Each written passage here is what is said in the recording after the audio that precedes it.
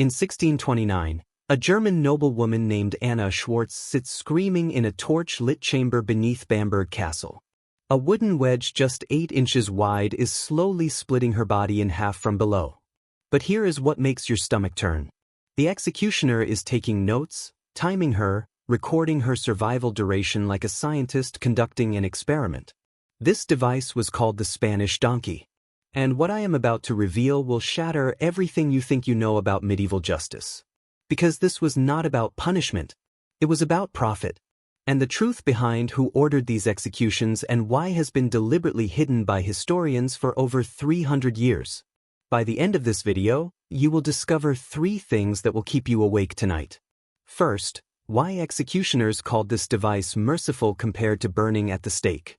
Second, the Spanish queen who ordered it used on her own noblewomen and the financial scheme behind every sentence. And third, why this torture was engineered specifically for women's anatomy and the horrifying medical precision that went into its design. If you are fascinated by history's darkest secrets, hit that subscribe button right now, because what I am about to expose gets more disturbing with every minute. And trust me, you will want to see the document I reveal at the 8-minute mark that even academic historians tried to suppress. Let us descend into the nightmare. Picture Europe between 1400 and 1700. The Inquisition is in full swing. But here is what they do not teach you in history class. This was not religious zealotry gone wrong, it was a calculated system built for profit. The Spanish donkey appeared during Spain's Inquisition in the late 15th century and spread through Germany, France, and the Low Countries. Official records name heresy, adultery, and witchcraft, but beneath that sanitized list lay a mechanism for seizing property and silencing inconvenient women. Picture a wealthy widow in 1620s Bavaria who refuses a marriage bid from a church official's nephew. Within days, 3 strangers come forward claiming she danced with demons at midnight. She is arrested, her land frozen by the church, and her sentence reads Spanish donkey. The device itself was engineered with brutal precision, not primitive improvisation but deliberate design. Metal would have been too smooth and fast, wood splintered and tore, and could be carved with ridges to maximize tissue damage while avoiding major arteries. The apparatus stood about 7 feet tall, like a sawhorse topped by a single sharp wedge set at 45 degrees. The victim was stripped, hoisted, and slowly lowered until the wedge lodged between genitals and anus.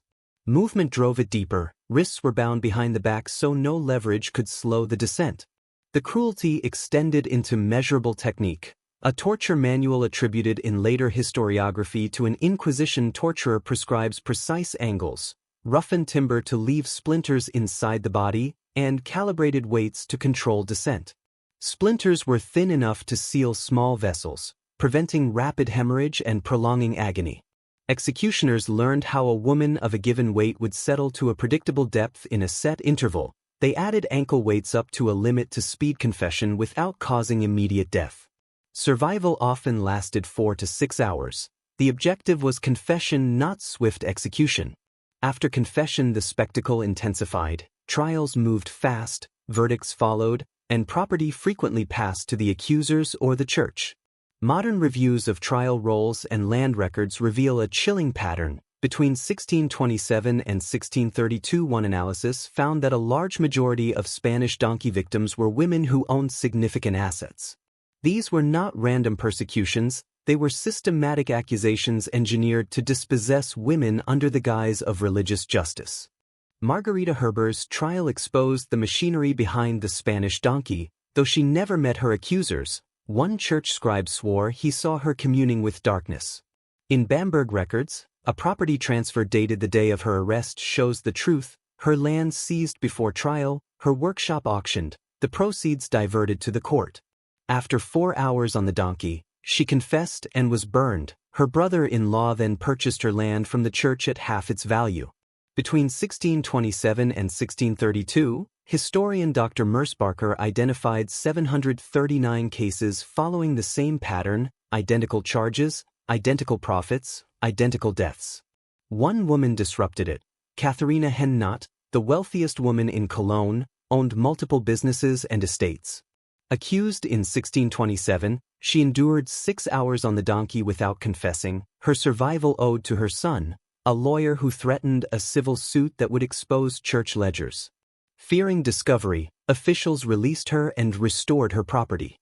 For the next 3 years she compiled a ledger of every donkey execution in Cologne, recording victims and property seizures. That ledger preserved in the city archives revealed collaboration between executioners and physicians, men sworn to heal now measuring pain. In 1689, physician Dr. Jan Schulthus published Observations Anatomicae, ostensibly a surgical manual. Its hidden appendix contained 23 pages on Spanish donkey executions. When translated in 2003, forensic experts were appalled. Schulthus described how impalement from below triggered muscle contraction that slowed bleeding, allowing prolonged survival. The wedge's width forced the victim's weight downward as muscles tired. Executioners learned to add 10-pound ankle weights after 90 minutes to prevent sudden collapse and fatal bleeding. Properly calibrated, victims could survive up to 8 hours, the record 17 hours and 43 minutes. Schulthus noted these events with clinical pride, documenting tissue tearing, organ displacement, and pelvic failure as if dissecting specimens. He lost his license not for attending executions, but for revealing church methods. 23 other physicians were implicated, one faced trial. That same year an executioner broke his silence. Hans Schmidt, who had operated the Spanish donkey in Bamberg for 18 years, surrendered a diary with 847 entries, names, survival times, and attending officials. Among them wagers, 1683 entry records, victim Elsa Hoffmann, wager placed 50 guilders, winner cannon fled. Churchmen were betting on survival times. Executions had become gambling spectacles, rituals of pain, profit, and power sustained for more than a century. In 1690, Hans Schmidt's diary unleashed a storm that shook Europe. The wagers he recorded exposed a church that turned agony into profit, commanding executioners to slow or hasten death to win bets. Riots spread, bishops fled, and in 1692 Pope Innocent XII banned the Spanish donkey, not for its cruelty but for the scandal that shattered faith in sacred authority. Yet the ban was ignored. Secret executions continued for nearly 2 centuries, the last recorded in 1874. Records were burned, witnesses silenced, but fragments survived thanks to those who risked everything to tell the truth.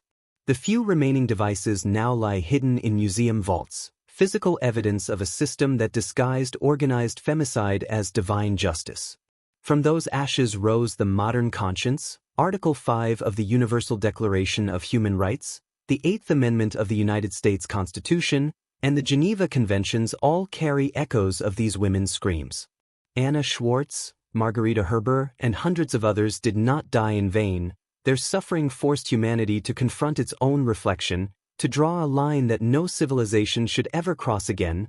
Their pain became the foundation of every law that defends human dignity today.